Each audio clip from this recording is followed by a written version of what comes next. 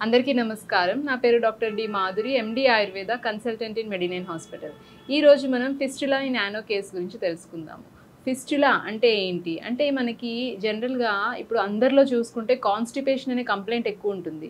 అంటే మలబద్ధకం అనమాట. సో, ఈ కాన్‌స్టిపేషన్ వల్ల ఏమవుతుంది అంటే పైల్స్, ఫిషర్, ఫిస్టులా ఇట్లా కొన్ని రకాలుగా మనకి మలద్వారం దగ్గర వచ్చే డిస్టర్బెన్సెస్ అనమాట ఇవన్నీ. సో, ఈ ఫిస్టులా ఇన్ యానో అంటే ఏంటి అంటే ఫస్ట్ మనం ఇది తెలుసుకోవడానికి పెరియానల్ యాబ్సెస్ గురించి తెలుసుకోవాలి. పెరియానల్ యాబ్సెస్ అంటే పెరి అంటే చుట్టుపక్కల ఉండే భాగము. అట్లాగే యానల్ అంటే మలద్వారం అండ్ యాబ్సిస్ అంటే ఏంటి అంటే మనకి ఒక గడ్డలాగా మొత్తం చీము కానీ బ్లడ్ కానీ మొత్తం అక్యుములేట్ అయ్యి ఒక దగ్గర ఒక పౌచ్లా ఫామ్ అవుతుంది. దాన్ని మనం యాబ్సిస్ అంటాం అనమాట. సో ఈ పెరియానల్ యాబ్సిస్ అంటే మలద్వారం చుట్టుపక్కల ఏదైనా పార్ట్లో మనకి ఒక పింపుల్ లాగా ఫామ్ అయ్యి గడ్డలాగా ఫామ్ అయ్యేదాన్ని మనం పెరియానల్ యాబ్సిస్ అంటాం. సో ఇది ఎందుకు ఫామ్ అవుతుంది అంటే మనకి జనరల్‌గా సపోజ్ ఇది మనం మలద్వారం అనుకుందాము. సో ఇందులో లోపల మనకి యానల్ గ్లాండ్స్ అనేవి ఉంటాయన్నమాట. సో ఈ యానల్ గ్లాండ్స్ ఎందుకు హెల్ప్ అవుతాయి అంటే మోషన్ పాస్ చేసినప్పుడు కొంచెం లూబ్రికేషన్ ఇస్తూ మోషన్ అనేది ఫ్రీగా పాస్ అవ్వడానికి హెల్ప్ అవుతుంది. సో ఎప్పుడైతే ఈ యానల్ గ్లాండ్స్ అనేవి బాగా ఇన్ఫెక్షన్‌కి గురవుతాయో అప్పుడు మనకి ఆ గ్లాండ్స్ నుంచి ఒక ట్రాక్ట్ లాగా ఫామ్ అయ్యి ఇన్ఫెక్షన్ ఎక్కువ అవుతుందన్నమాట. సో ఈ ఫిస్టులా అంటేనే ఏంటి అంటే ఒక ట్రాక్ట్ అనమాట. అంటే ఒక రెండు వైపులా ఓపెనింగ్ ఉండేదాన్ని మనం ఫిస్టులా అంటాము. సో ఈ ట్రాక్ట్ అనేది మలద్వారం దగ్గర ఫామ్ అవుతుంది. సో ఈ యానల్ గ్లాండ్స్ ఇన్ఫెక్షన్ ఎక్కువ అయ్యి అక్కడి నుంచి ఆ ఇన్ఫెక్షన్ అంతా మనకి లోపల ఒక ఓపెనింగ్ ఉంటుంది అండ్ బయటన ఒక ఓపెనింగ్ ఉంటుంది. సో లోపల నుంచి ఆ ఇన్ఫెక్షన్ అంతా ఒక ట్రాక్ లాగా ఫామ్ చేసుకొని బయటకి ఒక చిన్న పింపుల్ లాగా మనకు కనిపిస్తుంది అనమాట. సో అందులో నుంచి బ్లడ్ కానీ మ్యూకస్ కానీ వాటరీ డిశ్చార్జ్ కానీ అనేది వస్తుంది. సో పేషెంట్స్ ఏం కంప్లైంట్ చేస్తారు అంటే మోషన్కి వెళ్ళే దగ్గర ఒక చిన్న పింపుల్ లాగా వచ్చిందండి అంటారు.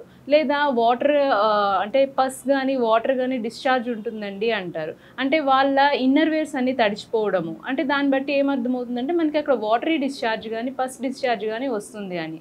సో ఇది మనకి ఫిస్టులా ఇన్ యానో ట్రాక్ట్ ఫామ్ అవ్వడం అనమాట. సో అది ఎందుకు ఫామ్ అవుతుంది అంటే ప్రొలాంగ్డ్గా కూర్చోవడం వల్ల. అంటే మార్నింగ్ నుంచి ఈవినింగ్ వరకు ఒకే దగ్గర కంటిన్యూస్గా కూర్చోవడం, లేకపోతే తీసుకున్న ఆహారంలో ఏంటంటే ఫైబర్ కంటెంట్ అనేది లేకుండా హై క్యాలరీ ఫుడ్స్, అట్లాగే స్పైసీ, కారం, మసాలా ఈ ఫుడ్స్ ఎక్కువ తీసుకోవడం వల్ల ఏమవుతుంది అంటే మనకి కాన్స్టిపేషన్ వస్తుంది.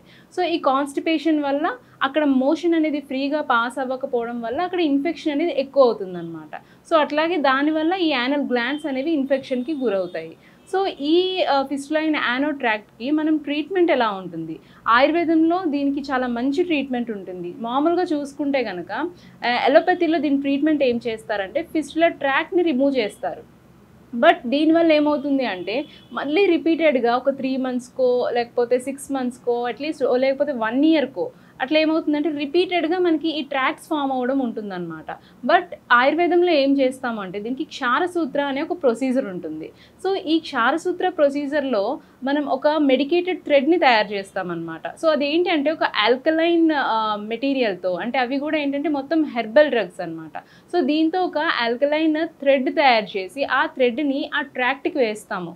సో దానివల్ల ఏమవుతుంది అంటే ఆ మెడికేటెడ్ థ్రెడ్ మొత్తం ఆ ట్రాక్‌లో ఉన్న ఇన్ఫెక్షన్ మొత్తాన్ని స్క్రేప్ చేసి దాన్ని బయటికి ఎలిమినేట్ చేస్తుందన్నమాట.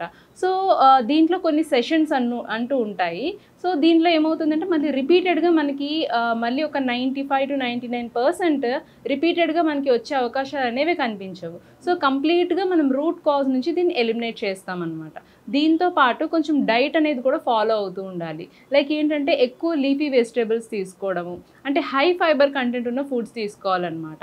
అండ్ మసాలా, కారం అట్లాగే జంక్ ఫుడ్స్ అవాయిడ్ చేయడము, అండ్ సిట్టింగ్ పోస్చర్ కూడా కంటిన్యూస్‌గా కూర్చోవడం అలాంటివి అవాయిడ్ చేసుకుంటూ ఉండాలి. అండ్ ప్లెంటీ ఆఫ్ వాటర్ తీసుకుంటూ ఉండాలి. వాటర్ అంటే హైడ్రేషన్ అనేది బాడీకి చాలా ఇంపార్టెంట్. సో అట్లాగే మోషన్ అనేది ఫ్రీ అయినట్టు చూసుకోవడము.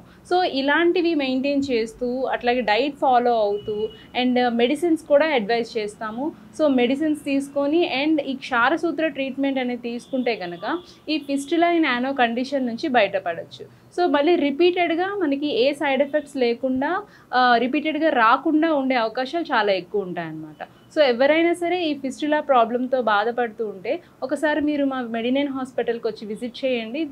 దీని నుంచి బయటపడే అవకాశం మీకు చాలా వరకు ఉంటుంది. Thank you.